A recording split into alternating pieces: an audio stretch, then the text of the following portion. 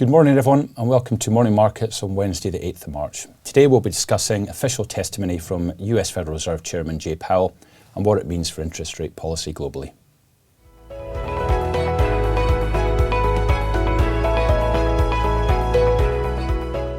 Comments from the Chairman yesterday in front of the US Congress confirmed that we're likely to see a continuation of interest rate increases in the US.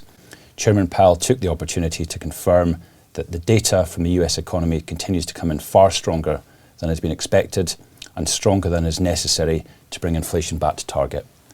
Bear in mind, inflation in the US has been falling for 6 months, but the US Federal Reserve are now worried that inflation pressures may persist and that inflation may not come back towards their expectations by the end of the year.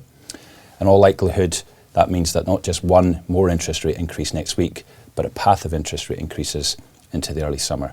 And markets were largely conditioned for that, but were somewhat surprised by the fact that Chairman Powell indicated that next week they may actually increase the strength of interest rate increases from 0.25% to 0.5%.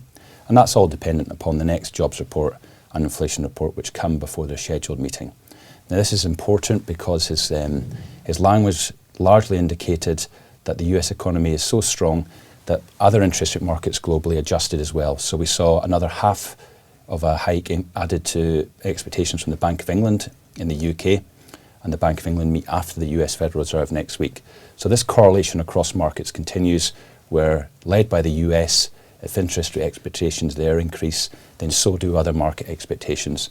And we also saw something similar for the European Central Bank, who also meet next week. And the real underlying challenge for central banks here is that consumers continue to spend and have much healthier balance sheets than has been expected, and are reacting far less to typical interest rate increases than they did pre-global financial crisis, for example. And in particular, the US household appears somewhat immune to interest rate increases so far, which is very surprising given we've had over 450 basis points of increases over the last year. So what do we look at coming ahead?